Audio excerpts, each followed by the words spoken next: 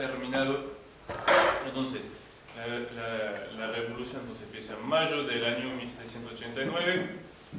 La persecución empieza abiertamente, digamos, al fin del año 91, después del 92, con la Constitución Civil del Clero, que desencadena la persecución contra los sacerdotes. Enero del año 93 se muere, matan al rey Luis XVI, y en marzo estalla entonces el sublevamiento en la Vendée. Y entonces habíamos visto sobre todo los 3 primeros meses, que son realmente una parte bien específica y un giro realmente a fines de junio del año 93. ¿Se acuerdan? Habíamos visto cuando tratan de atacar la ciudad de Nantes, que casi habían tomado, pero más allá del fracaso militar, ahí cae Caterino, que muere 15 días después. Y hay un antes y un después. O sea, él era como el alma de todo el ejército, mantenía ese fervor, esa intención pura en el combate. Después, en el verano, entonces de julio, agosto hasta septiembre, hay varias batallas y habíamos llegado, estamos a principios de septiembre del año 93, se desocupa lo que era el mejor ejército del gobierno, un ejército de verdad muchos de los que le habían mandado en los meses anteriores eran más, no solamente, pero muchos excitados revolucionarios que soldados de oficio. Ese ejército de Maguncia entonces estaba comprometido en la guerra, si se acuerdan que había empezado en 92, entonces que el gobierno declara a Austria, después se suma a Inglaterra porque entonces el ejército revolucionario invade a Bélgica, y eso nunca históricamente siempre, pues cada vez que Francia invade Bélgica, inmediatamente Inglaterra se pone en contra porque está justo de frente y es un peligro. Entonces Inglaterra se mete en la guerra, bueno, muchas dificultades en esta guerra, y entre otras en la ciudad de Maguncia, en Alemania, el ejército llevado por ese general queda, no me acuerdo cuántos días, asediado, son 12.000 hombres, asediados por 80.000 prusianos que nunca lo van a lograr vencer y terminar rindiéndose de manera honorable, es decir, que los prusianos los dejan salir de la ciudad, abandonan la ciudad, pero los dejan salir con sus armas, porque nunca lo pudieron vencer militarmente. Entonces, inmediatamente el gobierno piensa, esos son los hombres que necesitamos para que terminemos con ese problema de la Vendée. Entonces, inmediatamente, se van de Alemania, estamos a fines de julio, descansan un mes, en agosto en Francia, y ya el 5 de septiembre ya están en camino para la Vendée, donde llegan a la ciudad de Nantes, donde son recibidos de manera triunfal,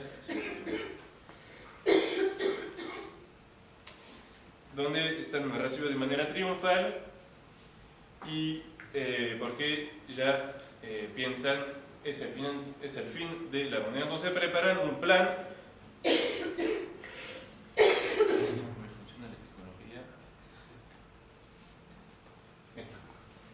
Entonces, de 7 ejércitos en total, más o menos 100.000 soldados que van a encerrar la Vendée.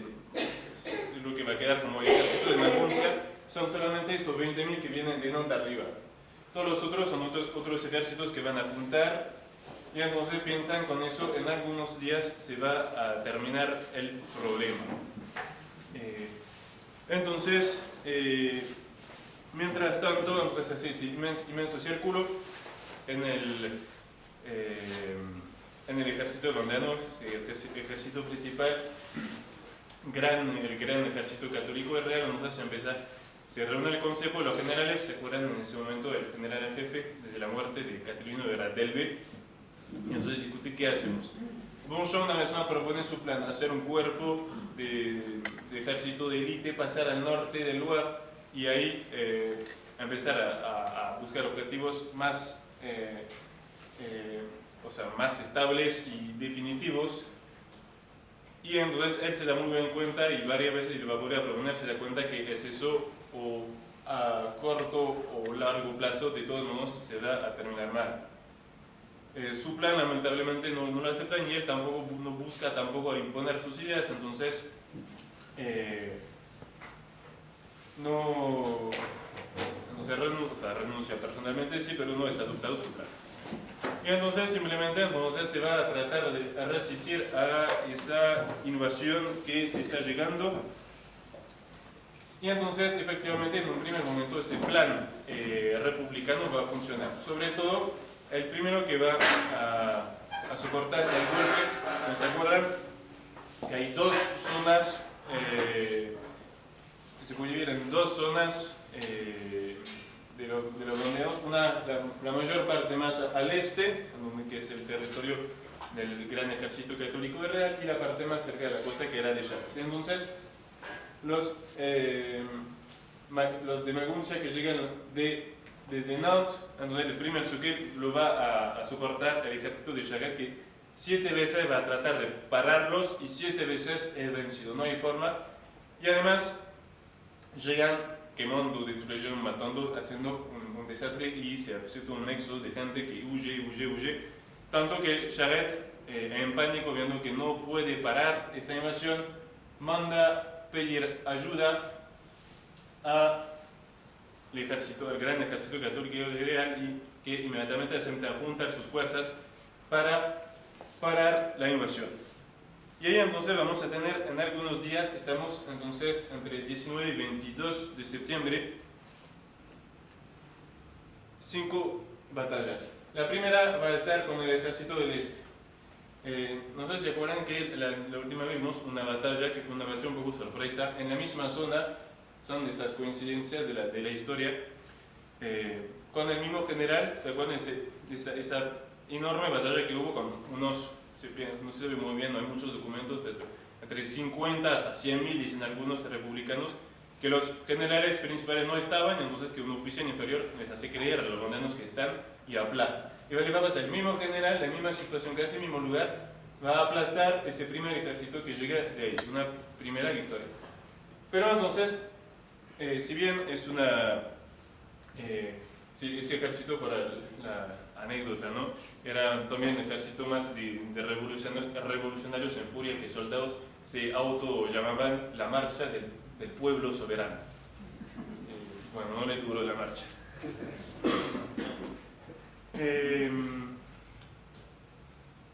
Entonces el peligro principal viene de Nantes.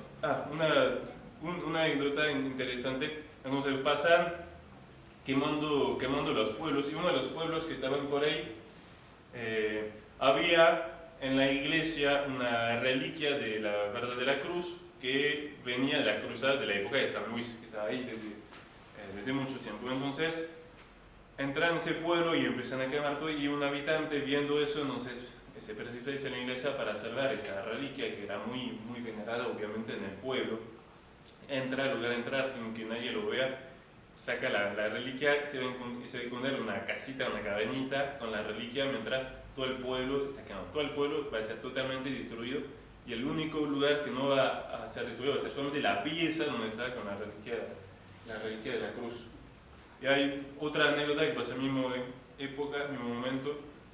Entonces esos soldados matan también mujeres y niños sin piedad, y entonces habían matado a dos mujeres. El motivo era por haber asistido y haber, sobre todo, ayudado a algunos sacerdotes y haberlo escondido en su castillo, eran nobles.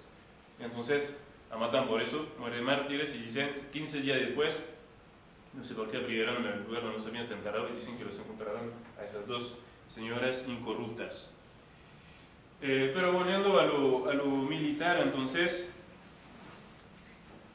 se va entonces a juntar. Entonces, si se acuerdan, la tercera vez hubo en Nantes, después una otra batalla en agosto, y ahora va a ser por tercera vez que van a juntar los dos ejércitos, el de Charette y el del gran ejército católico. Y el choque va a tener lugar en esa ciudad, en ese pueblito más bien, de Torfou. Entonces son 20.000 soldados de ese ejército de Maguncia, dirigido por el general Kleber, con lo grueso del ejército Vendéen. Es una batalla muy importante, porque todos los otros, ciertamente hay muchos otros ejércitos, pero lo que importa es vencer estos. El peligro viene de ellos. Entonces, ahí atrás de la batalla, las mujeres con varios sacerdotes, se va a hacer toda una inmensa oración con el rosario en particular, mientras adelante, entonces los hombres empiezan la batalla. ¿Qué va a ser? Entonces, ven, hay, se ve con el círculo un ejército republicano, que es ese ejército de Maguncia, que eran en inferioridad numérica, eso hay que decirlo, pero entonces están atacados primero por el centro, por Lescure, que estaba justo con Charette. Y va a pasar que al primer choque, los soldados, los de Charette y los también de Lescure, se asustan y empiezan en pánico. Eso era un fenómeno que pasaba seguido, que también un poco propio de un ejército hecho de paisanos, sino de soldados. Entonces, de vez en cuando se arma un pánico general e incontrolable y sin razón a veces. Y empiezan a huir. Y es divertido porque son esas mujeres que estaban rezando atrás, cuando ven a sus maridos que vuelven corriendo, agarran piedras y empiezan a tirar diciendo, vamos, algunas se le agarran porque la técnica era dejar, cuando los banderos tenían que huir, dejaban sus armas y hasta dejaban sus zapatos, esos zapatos de madera, para correr más rápido, ¿no? Agarran la escopeta, los fusiles, decían, nosotros vamos a seguir. Y entonces, bueno, un poco vergonzosos, los otros, vuelven. El que se va a quedar mientras tanto es Lescure, no sé, que grita, hay 400 valientes para morir conmigo, y inmediatamente todas sus tropas lo siguen, mantiene el choque, hasta que llegue el que va a decir la victoria, va a ser una vez más Bonchamp, que va a llegar, que va a hacer un movimiento de gira a la derecha, que va a destabilizar totalmente al ejército de Maguncia. Y entonces ya además él viene con sus soldados ya con uniforme, entonces ya están acostumbrados y estaban famosos. Cuando veían entrar en el campo de batalla a su tropa, que no eran muchos, eran 2.000 o 3.000 soldados, pero siempre decidían la victoria. Y entonces empieza a quebrarse el ejército republicano. El mismo Kleber es herido, recibe una bala en el brazo, y entonces dice él tenía además con su acento alsaciano, entonces esos bandidos, como le llaman, pelean bien. Y entonces empieza a retroceder, y ahí el tercer cuerpo, que es ese que de izquierda, otro generalmente conocido como Diego, entonces empieza a cerrar y hacer como a encerrar totalmente el ejército de Maguncia. Kleber, buen militar, entiende que no le queda otra que volver por atrás y que se va a quedar siendo preso en una verdad trampa. Entonces empezaba a ordenar que se retiren en orden, entonces retirando, o sea, son soldados profesionales, cada tanto volviendo por atrás para mantener más atrás el enemigo, pero todavía no es suficiente, ve que su ejército se está derritiendo literalmente. Entonces va a encargar a uno de sus oficiales con su batallón que se ponga en un puente, entonces diciéndole para que se pueda retirar, te quedas en el puente y te haces matar con tus soldados para que puedan retirar. Lo que va a pasar, lo va a quedar con un hombre, pero ese batallón va a salvar al resto del ejército, entonces que va a volver gobernantes. Entonces, militarmente, una de las victorias más grandes, porque han vencido unos soldados que no eran verdaderos soldados y que los prusianos en Maguncia nunca habían podido vencer. Bien. Y no es todo, porque entonces quedan los otros, eso era lo principal. El otro ejército que venía de Angers también, ahí es vencido, una terrible batalla. Entonces, no se ve muy bien, hay un pequeño arroyo ahí, que es famoso por su viñedo, que está en cada lado del arroyo. Y entonces ahí lo paran, y entonces se van a quedar ahí los republicanos como trabados en ese pequeño valle, y va a ser un masacre terrible. Uno ve que también la guerra va cada vez más creciendo en violencia, ¿no? Aún de parte de los banderos ahí están combatiendo, ¿no? Pero va a ser un masacre terrible. El ejército está totalmente destruido. Entonces, estamos al 19 de septiembre el 21, 2 días después, entonces ese es el ejército de Sharet que va a atacar el otro ejército que venía del sur. Hay un ejército más de bandidos que de soldados, los encuentran haciendo banquetes y tomando y todos borrachos. Es también ahí una terrible derrota. Y va a haber una quinta victoria que va a ser en realidad una victoria y a la vez un terrible error. Porque entonces la batalla principal, la de Darfur que hemos visto, entonces no le queda otra que volver a no para volver a encontrar refuerzos porque se están metidos, han perdido muchísimo material militar y entonces está en peligro de quedar ahí encerrado. Y entonces en el plan inicial se había previsto entre Sharet y los otros oficiales, entonces después de seguir concentrándose en ellos, de cerrarle lo que era muy fácil de hacer, de cerrarle el camino y de aniquilarlos directamente. Y ahí la culpa la va a tener Sharet porque le llegan unos habitantes de un pueblo que está justo ahí, en Saint-Fulgent, que estaban ahí con otra columna mucho menos importante, 5.000, que ciertamente hacían daño, pero no nada que ver con el peligro que representaban a largo plazo el otro. Y entonces ahí se queda dudando qué hacemos, porque era pueblo un poco de sus pagos, ¿no? ¿Qué hago? ¿Lo voy a ayudar? Porque ese ejército se había metido en la ciudad y hacía desastres, mataban, destruían, quemaban. O voy a terminar el plan, entonces el plan era encerrar por otro lado, será Bonchamp por un lado y él y Lescure por el otro.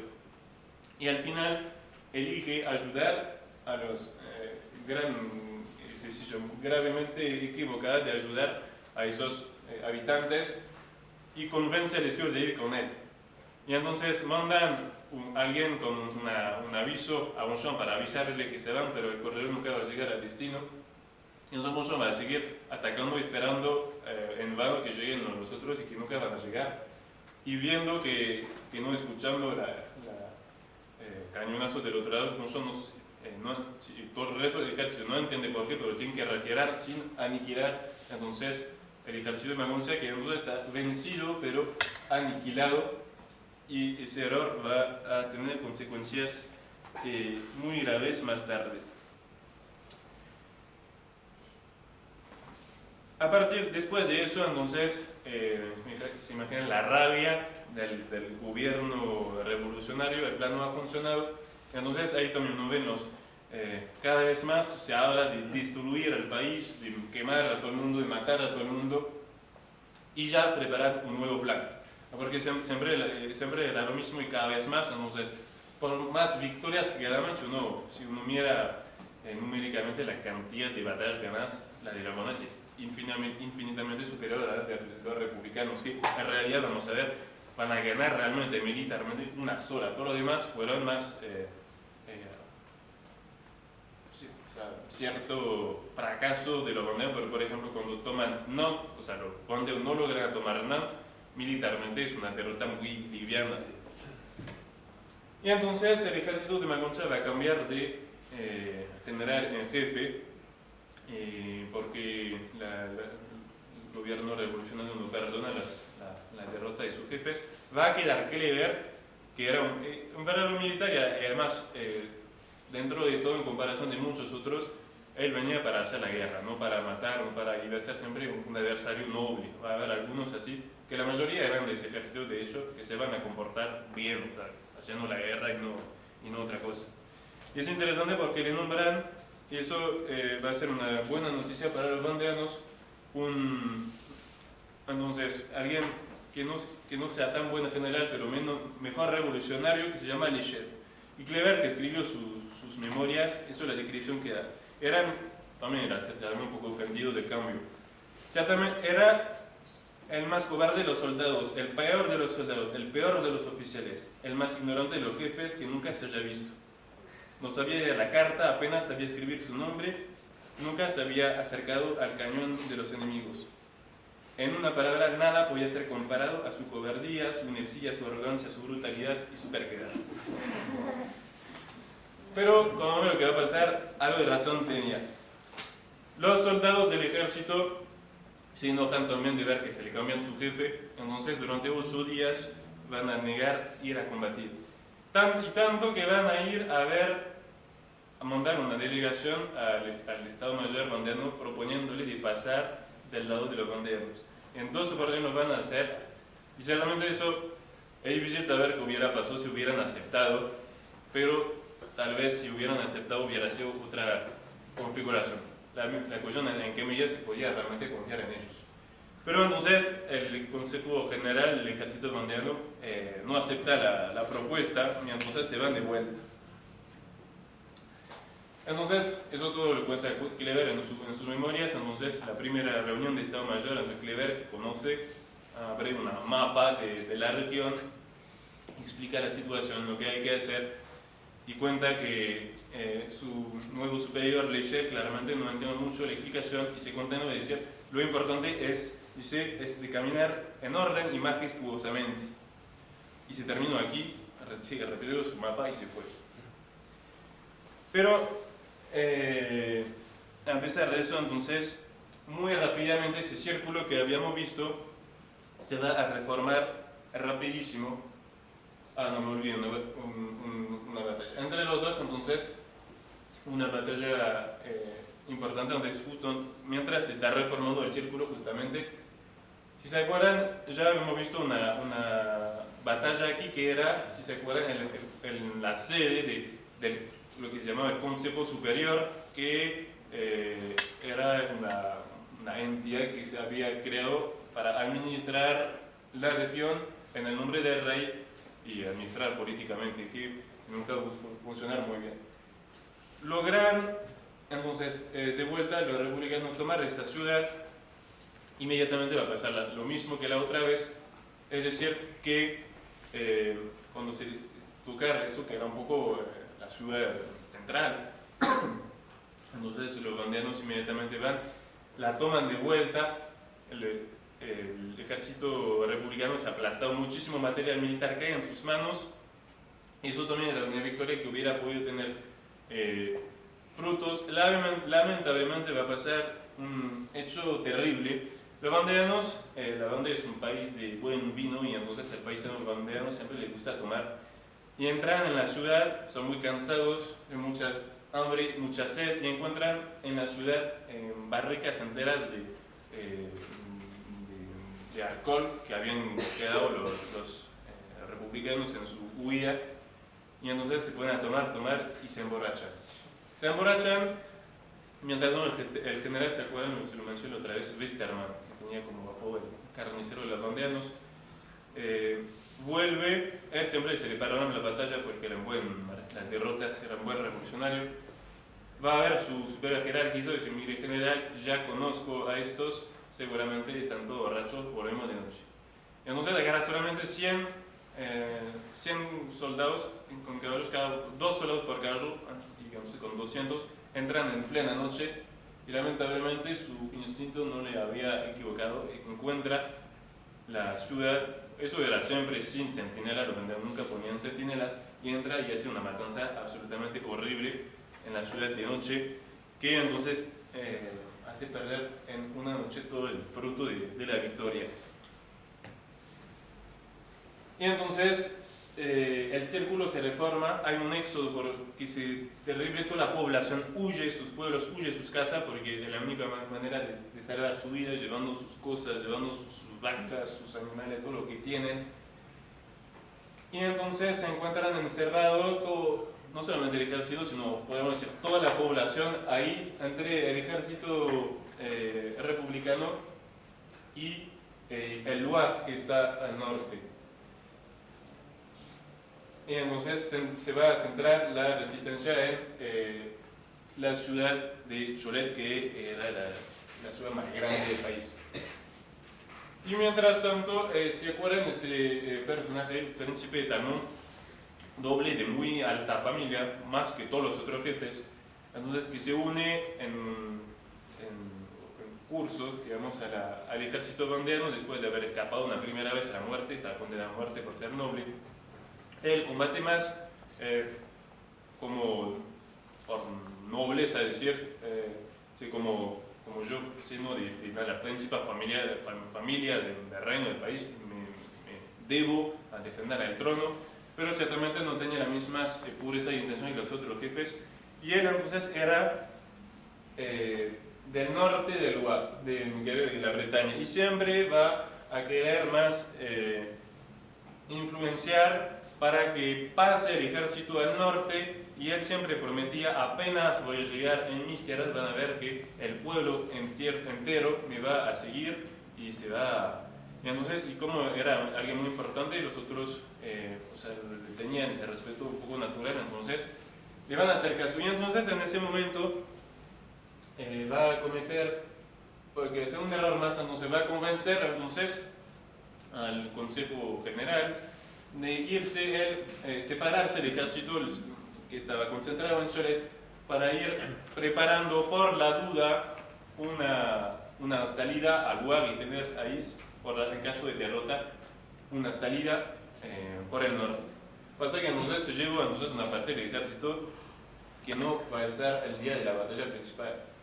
Y además, para desgracia suplementaria, estamos el 15 de octubre en un combate menor, no es una grande batalla, entonces Lescure todavía no se muere, gravemente herido, entonces se acerca para que lleve un poco ver cómo eran las posiciones del enemigo, y entonces un poco imprudentemente sale y un enemigo lo ve y dispara y recibe una bala en la frente, o sea que un poco al costado, y entonces es gravemente herido y entonces incapaz de seguir teniendo su mando.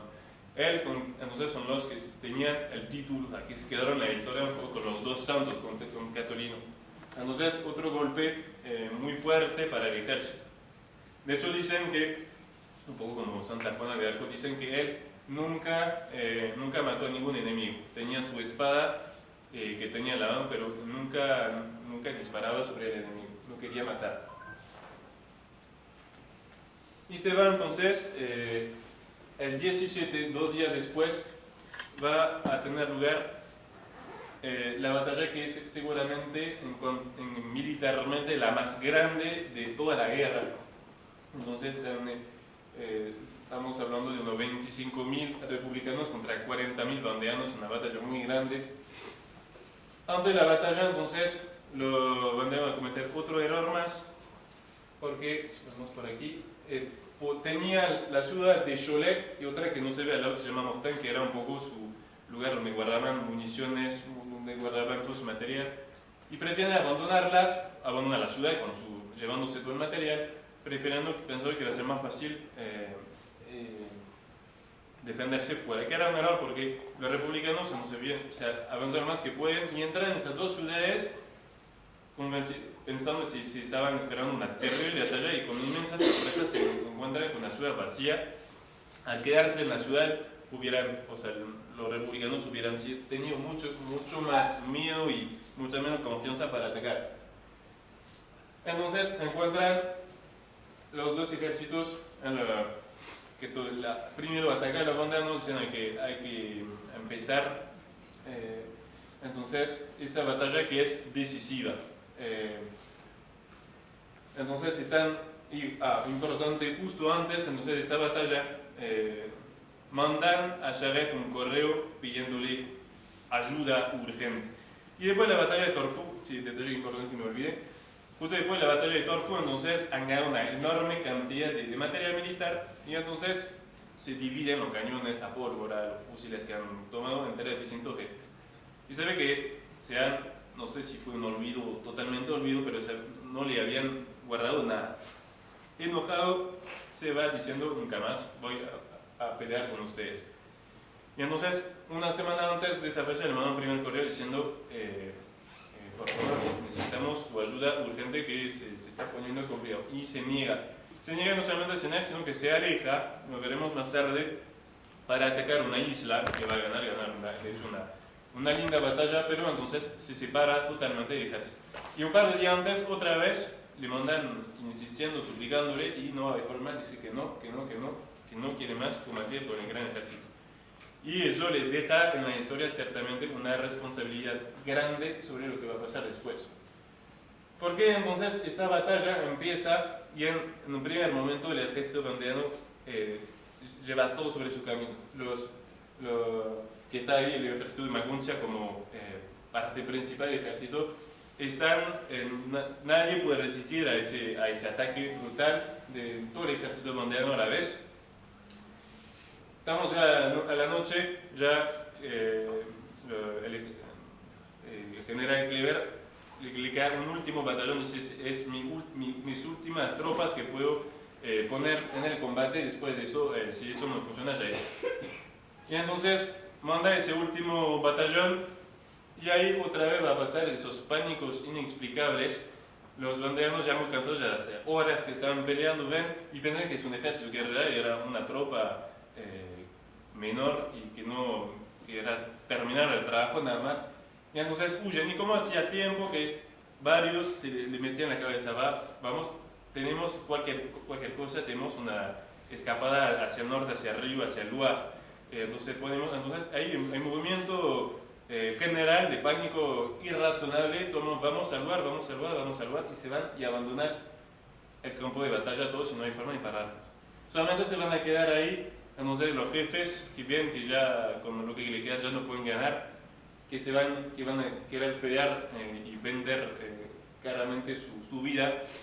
Va a quedar ahí la Roya Clamouchon, el P, estos son los principales, que van a pelear ahí hasta el final, pero ya es desigual porque la mayor parte del ejército se fue y abandonó la batalla, una batalla que estaba ganada. Y entonces, lamentablemente, además, dos otros jefes más caen. Moncho, que va a morir unos días después, y del B, algunos meses después, pero que también va a tener que abandonar el ejército. Ahí se va a armar todo los vandeanos van a pelear para sacar sus jefes que quieren mucho de las manos de los republicanos. Lo van a lograr hacerlos salir los que salgan del campo de batalla, pero después de eso ya terminó la batalla y entonces el terreno queda en manos de los republicanos, que eso es la única gran batalla que van a ganar, y en definitiva más por mala suerte de los vandeanos que otra cosa. Y ni siquiera enseguida lo van a perseguir. Hay mucho más en esa batalla, mucho más muertos republicanos que vandeanos. Y entonces están absolutamente agotados por esa batalla que acaban de hacer. Y entonces todo el mundo se precipita hacia el lugar, eso es el lugar donde estuvieron, entonces, cerca de una ciudad que se llama Saint-Florent, o sea, en esa ciudad. Y entonces todos empiezan, tenemos que cruzar, tenemos que escaparnos, y no hay forma de parar ese río de gente que todo el mundo grita, vamos, escapémonos por aquí. Después entonces estamos ya al día siguiente, 18 de octubre, todo el mundo empieza a cruzar, y ahí pasa ese episodio, entonces, sí, después, ahí está, entonces van a ser unos 100.000 personas que en un día van a cruzar. En Napoleón, en sus memorias, que habla bastante de la ONU, van siempre a decir su admiración de esa hazaña logística. Va a haber en todo el día solamente un accidente, se va a morir una mujer que se va a ahogar, pero en algunas horas todo el mundo va a cruzar y llegar, entonces menos una persona sano se salvó del otro lado. Y pasa entonces un episodio famoso con Bonchon. Bonchon se está muriendo, va a cruzar el río y entonces escucha, está ya agonizando, que hay 6.000 prisioneros republicanos que están encerrados, y entonces siempre los daban, pero ahora ya hay mucha rabia, mucho rencor. De todos modos no se le van a poder llevar de la situación de tal que todo el mundo enojado dice matémoslo. Y él desde su cama escucha ese rumor, y entonces llama a su principal oficial, que va a sobrevivir mucho tiempo después, Dudichon, le dice, esa es mi última orden, guarden en vida a los prisioneros, esa es mi última orden. Entonces sale y empieza a gritar, esa es la última orden. Bonchon muriéndose lo ordena, dejen la vida a los prisioneros. Y ahí va a calmar a todos, escuchan eso, escuchando, si se ahorran de su jefe muriéndose, van a salvar la vida a esos 6.000 prisioneros. Eso es la toma de Bonchamp. Bonchamp muere unas horas después, el 18, y esa escultura fue hecha por el hijo de uno de los prisioneros republicanos, entonces, algunas décadas después, que en agradecimiento a Bonchamp le va a hacer su monumento funerario. Cuando se muere Bonchamp, entonces se llega a saber del lado republicano, estaba tan contento que primero el gobierno no quiere creer, si no, no puede ser. Tanto que pidió que le traigan, que le busquen el cuerpo, que va a hacer después, que traigan su cabeza, y mientras no tienen su cabeza no lo van a creer que haya muerto. Entonces es conocido por ese gesto, y muy linda su muerte, no se muere, y quedaron también, tenemos sus últimas, o sea, su última palabra, su confesor. Dice: me atrevo a contar con la misericordia de Dios, no combatí para la gloria humana, sino pude restaurar el trono y el altar, por lo menos los he defendido, serve a mi Dios, mi rey, mi patria, supe perdonar.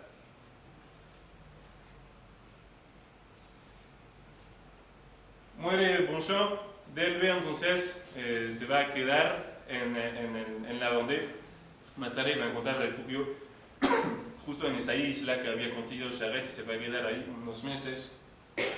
Entonces se trata de elegir entonces Delbé, el general jefe. Se va a tratar de encontrar un nuevo general en jefe, y entonces van a elegir a La Rochefoucauld por su popularidad, ya muy querido por los soldados, pero un muy buen general, pero tal vez demasiado joven, tenía 21 años, y va a tener que entonces quedar a cargo no solamente del ejército, sino de esas 100.000 personas combatientes o no combatientes que han cruzado.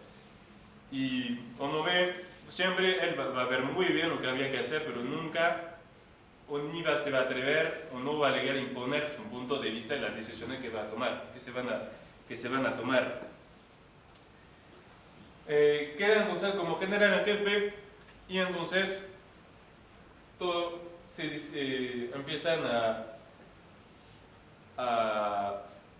se reúne el consejo. ¿Qué hacemos? El La Rochefoucauld inmediatamente dice: apenas podemos, volvemos a cruzar del otro lado y volvemos, porque esos paisanos tuvieron ese momento de pánico, pero nunca han salido de su pueblo, nunca van a poder vivir ahí lejos de su región. ¿Qué estamos haciendo ahí? No tenemos ni subsistencia, no tenemos nada, y además siempre va a guardar, estando fuera de su región, como regla fija: no robamos. Entonces hasta para comer siempre llegaban pueblos, si se encuentran cosechas, víveres, si no se los daban, si no se los vendían, nunca lo van a querer tener.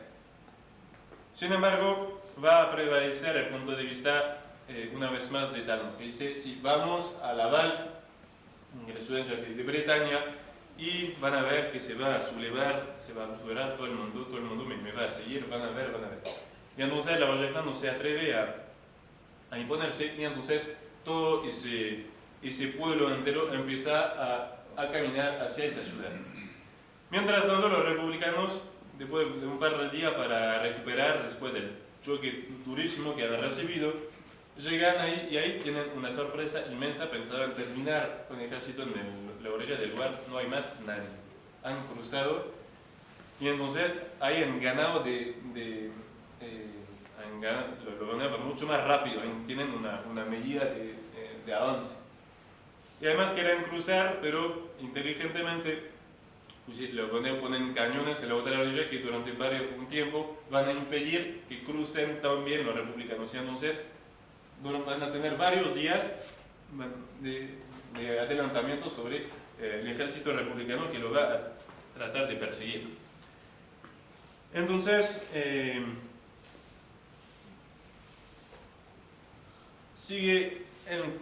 siguen hasta Laval, y ahí en el camino ese episodio con La Rochefoucauld, que es famoso también. Entonces, bueno, ya en un momento empiezan las tropas, por lo menos las que están cerca, a tratar de atacar siempre, lo mantiene a distancia. Y una vez, en una oportunidad, un soldado republicano se encuentra con Lavoisier, que desde un par de semanas estaba herido, había recibido una bala en una batalla, y lo agarra con un solo brazo, sin armas, le hace dar una vuelta entera con su caballo, lo suelta y le dice: ahora anda a decir a tus jefes que te has encontrado con el general jefe de los vandeanos, que no tiene armas, un solo brazo y no lo pudiste matar. Y le dice también: tu partido te manda a matarte, mi religión me manda dejarte la vida. Y lo deja irse.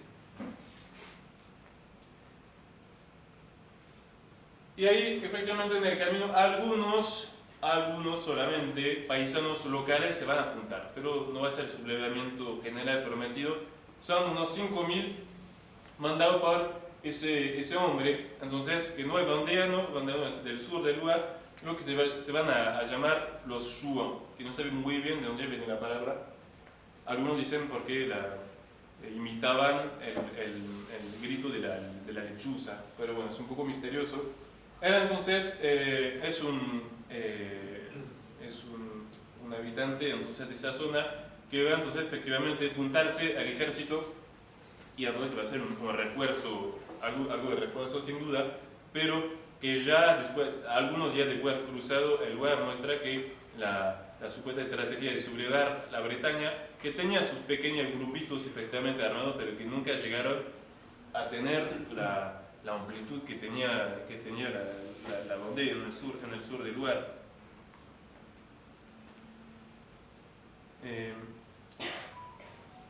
Y entonces va a haber un encuentro entonces, en el sur de la Val, la parte principal del ejército vandeano con el ejército de Maguncia, que sigue ahí persiguiendo a los vandeanos.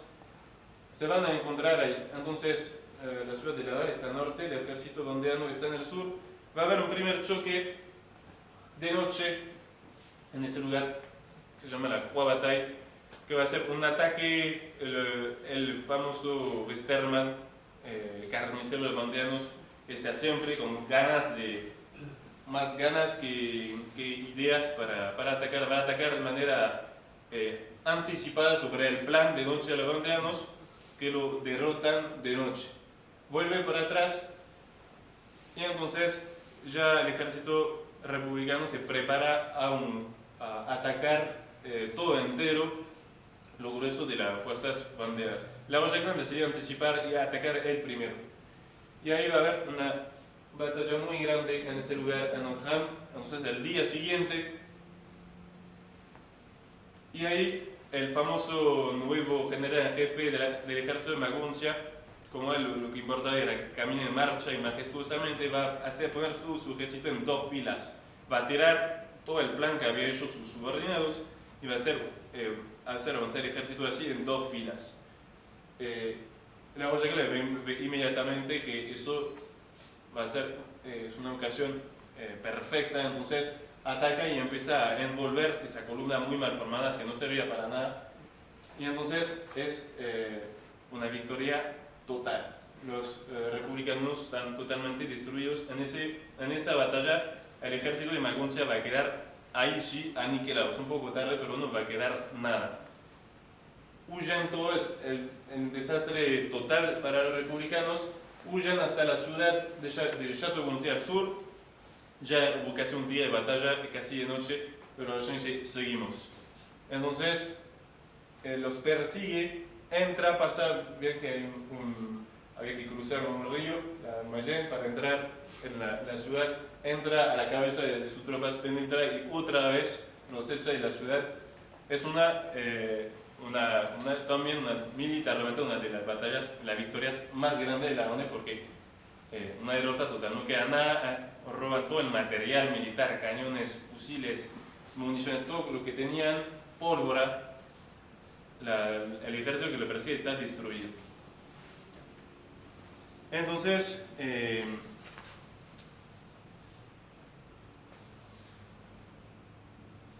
es una victoria total. Pero Lavoisier dice: volvemos, ya está, no hay más nadie, no hay más obstáculos, no hay más enemigos que nos persiguen.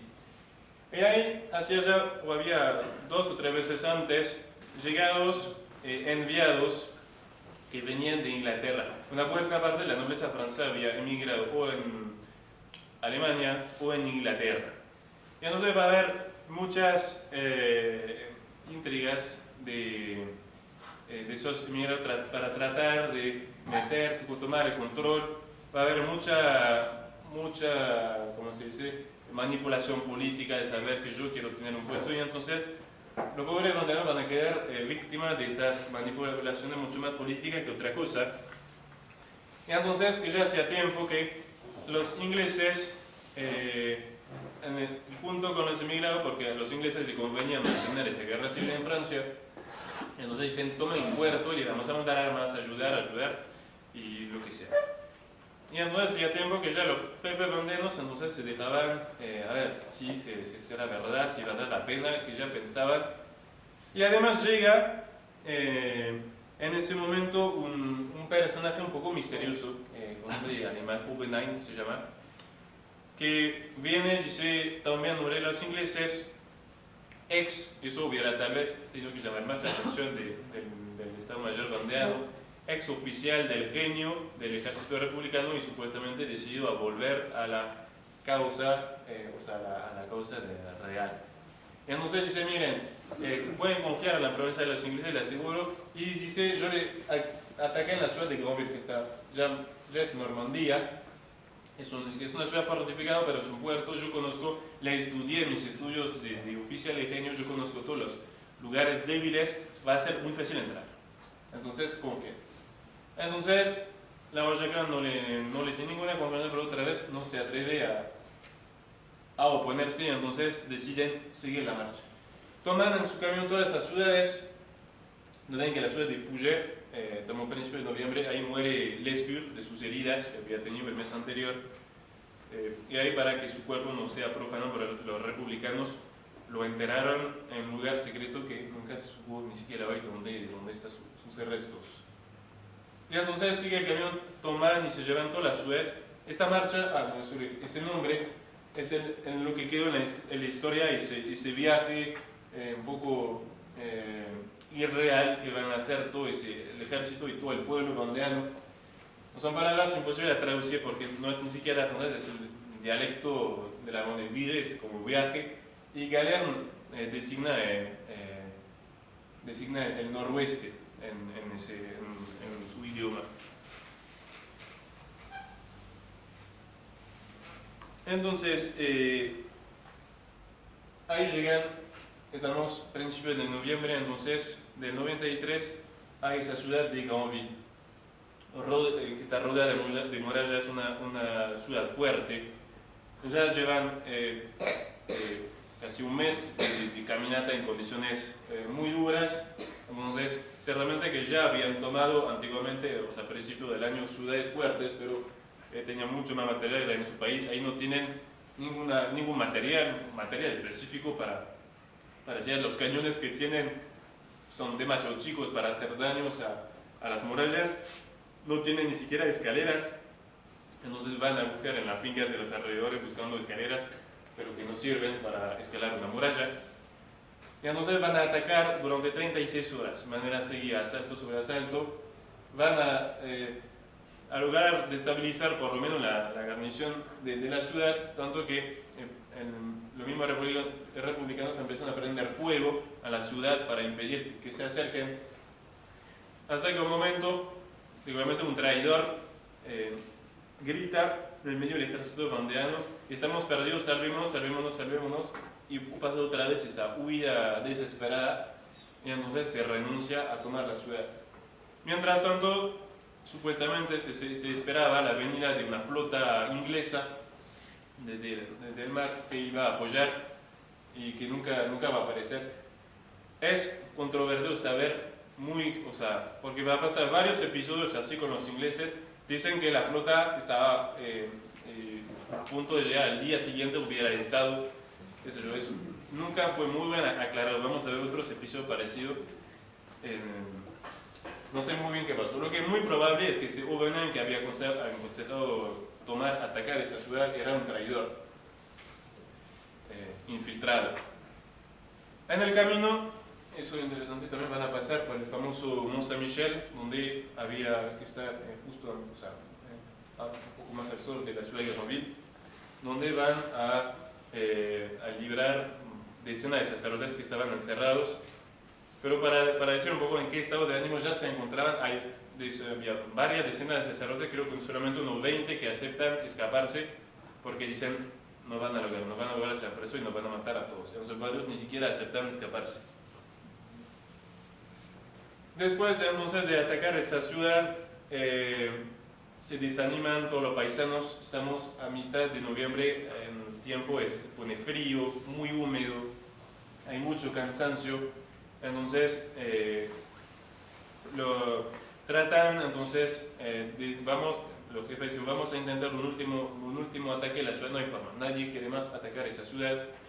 Y entonces además encuentran una situación un poco equívoca. En una playa encuentran el príncipe de Talmón con varias mujeres importantes, como que estaban huyendo hacia Inglaterra.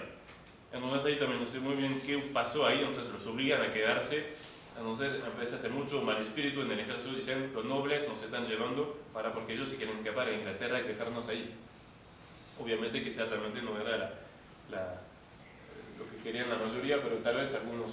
Y entonces después de eso el ejército va a andar solo. Los paisanos solos, sin jefe, sin preguntar a nadie, se van y dicen volvemos, si queremos volver hacia la donde se acabó esto. Y entonces se van y van entonces a pasar por todas las ciudades que han tomado. Entonces, bueno, ahí se ve una, pero hay dos más que van a tomar.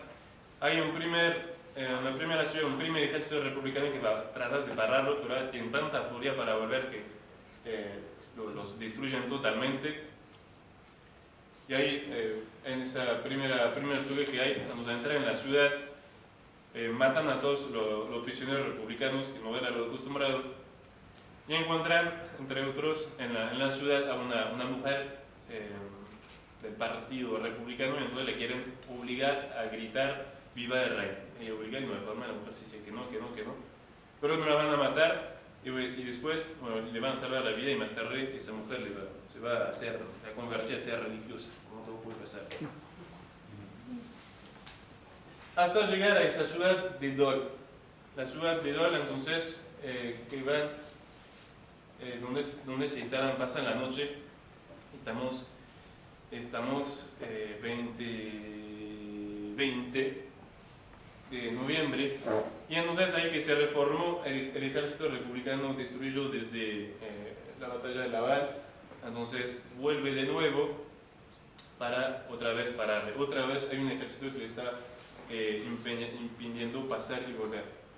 Hay otra vez siempre el mismo Westermann que en su furia quiere atacar antes de todo el mundo. Entonces ataca de noche, son las 4 de la mañana, ataca el pueblo. Y esta vez había centinelas que tienen tiempo para alertar, y su ataque demasiado temprano va a tener como efecto de avisar a todo el resto del ejército. Entonces que en plena noche se levantan y se preparan entonces a resistir. Atacan los republicanos en plena noche, y ahí otra vez vuelve a pasar un pánico general. Y ahí esas cosas muy providenciales. En el momento hay un pánico porque la Roja manda un grupo de soldados a buscar con sus caballos munición un poco más lejos, y en la oscuridad se asustan y no se piensan es un movimiento que no se va a atacar por el costado, entonces huyen. En ese momento entre los dos ejércitos cae una niebla más espesa que los republicanos no van a ver lo que está pasando. No van a ver que ahí solamente se queda la Roja con una centena de hombres para resistir, y los republicanos nunca se van a dar cuenta que no hay más allí enfrente. Mientras tanto va a ser un sacerdote que se llama el padre Dusan, ve esa huida también con las mujeres también que estaban rezando en el pueblo, y dicen vamos. Pero sobre todo él, entonces, con su crucifijo, que va a volver a mandar a todos los soldados a combate, dando una absolución general diciendo ¿por qué tienen miedo de la muerte? Si se mueren van al cielo. ¿Qué tienen miedo? Vayan a defender a sus familias. Y vuelve a mandar al combate 2.000 soldados, los que vuelven, ahí se levanta la niebla y derrotan totalmente al ejército republicano. Entonces otra vez el camino está libre, pero esas últimas batallas han desangrado el ejército.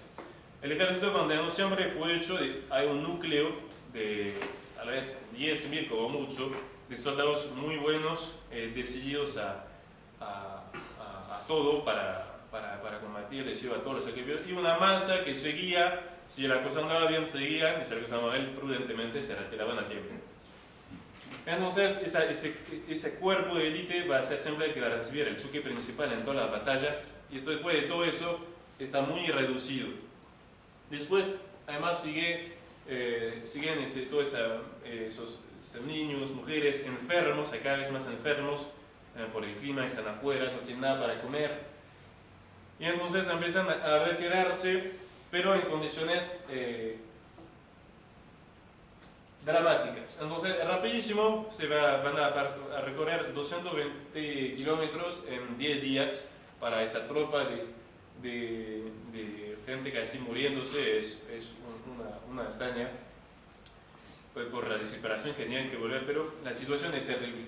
Hay una epidemia no sabemos de qué enfermedad, una especie de peste que se va a declarar por la falta de higiene, por las condiciones tremendas en las que viven. Entonces hay centenas de muertos por epidemia, que es terrible porque lo tienen que abandonar, no pueden pararse y caminar porque están los republicanos atrás. Entonces muchos se mueven, los dejan en la casa, y cada vez que llega la República en una ciudad donde estuvo parando los bandeanos, matan a todos los enfermos, todos los que quedan sin absolutamente ninguna piedad. Hasta llegan a esa ciudad de Angers. Hay que llegar a un lugar donde se pueda cruzar de vuelta el Loire. Y ahora se cuadran la ciudad de Angers. Unos meses atrás la habían tomado sin combate. Los municipales del gobierno habían venido, le habían entregado la ciudad.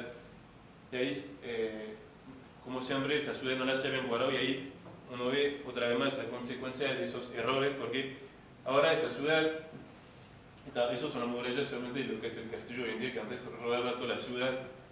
Entonces hay un ejército adentro, 6.000 hombres que son tranquilamente adentro, bien decididos a resistir. Estamos ya a principios de diciembre, que es invierno, hay nieve, frío, y realmente son cadáveres que caminan y que tratan de atacar esa ciudad, y no hay absolutamente ninguna chance que logren entrar en esa ciudad. Entonces varias veces van a intentar, pero ni siquiera van a poner en peligro el enemigo, y después de 2 días de intento renuncian. Y el mismo problema ahora, ¿a dónde ir? Hay muchísimos muertos, el estado cada vez de salud y cada vez peor. Entonces vuelven más al norte a la ciudad de Mans, que la logran tomar, no hay mucha resistencia ahí, toman y se instalan. Ahí qué va a pasar, se van a encontrar en una ciudad grande, es una ciudad muy grande, con todo, entonces con víveres, con lugares para descansar, tomar, lo que sea. Y ahí hay un agotamiento tan grande que se precipitan sobre la comida que encuentran, todos se quedan dormidos en las calles, dormidos en cualquier lugar por el cansancio que tienen. Se ponen algunos a tomar todo lo que puede pasar después de ese agotamiento terrible que tienen. Y obviamente que los van siguiendo los republicanos, y muy rápidamente logran encerrar la ciudad y atacar en plena noche. Estamos a 12 de diciembre, en plena noche atacan la ciudad, y la Rosecrans trata de levantar los soldados, si vamos a combatir, logra solamente levantar 3.000 hombres, por lo demás están como en un estado de semi-conciencia, no hay forma de mandarlo a combatir. Y nosotros viendo que va a ser un terrible desastre, porque están por esas miles de personas que están ahí encerradas y de no combatientes. Entonces él arma un grupo de unos 800.000 soldados que va a recibir el choque, y se tienen que resistir para que la mayor parte la mayor parte del pueblo pueda escaparse y evitar. Y ese grupo va a resistir heroicamente en una inferioridad tremenda, 6 horas. Durante 6 horas, de la madrugada hasta casi el mediodía, se van a quedar ahí retrocediendo paso por paso y al final dejándose matar en el lugar sacrificándose para que la mayor parte del pueblo se pueda salvar. Lo cual va a pasar la mayor parte, pero no todos. Una vez que el ejército heroicamente se haya sacrificado, entra el ejército en la ciudad y va a ser una matanza absolutamente horrible. Ahí se va a desencadenar, como se va a pasar muchas otras veces después, a la brutalidad y la ferocidad de esos soldados. Va a haber solamente en la ciudad y los alrededores entre 15 y 20 mil muertos, soldados, mujeres y niños, cosas espantosas. Ya el ejército está destruido y entonces van a seguir buscando un lugar para cruzar el lugar. Van a llegar primero a esa primera flecha azul hacia el sur. Entonces ahí van a intentar cruzar, pero el lugar ahora habían cruzado en septiembre, ahora estamos con el invierno mucho más avanzado y el lugar es mucho más grande. No tienen barco y sobre todo están ahí atentos a los republicanos de que no crucen. Y entonces van a tratar de cruzar, encuentran solamente 2 barcos chicos. Hay algunas personas que empiezan a cruzar, pero para hacer cruzar toda esa gente con esos 2 barcos se hacen días y días y días, y muy rápidamente llega unos republicanos en barcos con cañones que desaniman a todo el mundo de seguir y tienen que huir. Y ahí va a pasar que en ese lugar, como nadie hacía más nada, va a hacer, los jefes tienen que hacer todo. Entonces la Roger y Stofflet van a cruzar para tratar de ir a buscar más barcos, que sé que vas a encontrar separado del ejército y no van a poder volver a cruzar. Y entonces se van a encontrar separado del ejército y eso por un tiempo por lo menos le va a salvar la vida. Porque entonces van a seguir siguiendo el lugar hasta llegar a esa ciudad que se llama Savne, a 23 de diciembre. Y ahí, entonces, antes de llegar ahí, el príncipe de Talmont, enojado de que no haya funcionado su plan, enojado también porque después de que la Roger se encuentra separado, nadie sabe lo que pasó, nadie sabe si está vivo todavía, de hecho lo era, pero ellos no lo sabían. Eligen un nuevo general jefe que va a ser un oficial inferior llamado Floriot, y él se enoja porque pensaba ser él, o sea, ya no era el momento de pelear para eso, y enojado se va, vuelve a su región, a su pago, donde no va a sublevar absolutamente nadie, va a ser preso por los republicanos y que lo van a guillotinar cruelmente, y van a poner la guillotina delante de la puerta de su castillo, y así va a morir unos días después. Entonces el resto del ejército, lo que queda, unos miles de hombres nada más, se encuentra ahí, y ahí en ese lugar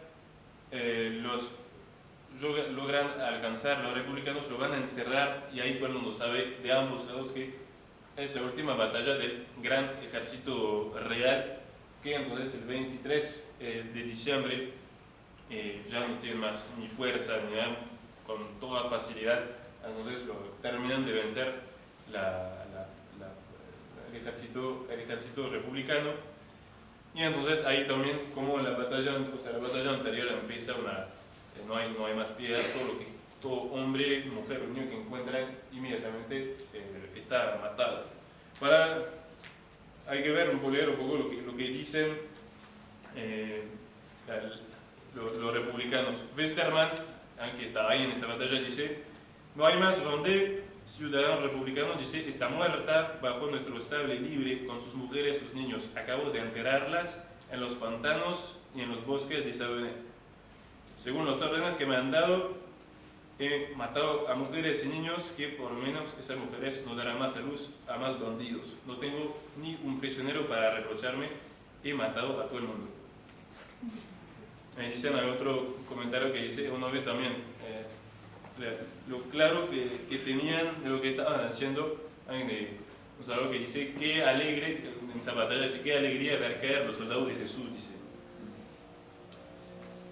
Y ahí, bueno, se empieza entonces a buscar en todos los alrededores, todos los que están escondidos. Hay una linda anécdota, un sacerdote que estaba con ellos, viejo, entonces lo encuentra una patrulla de republicanos, está uno de sus fieles que lo está tratando de salvar.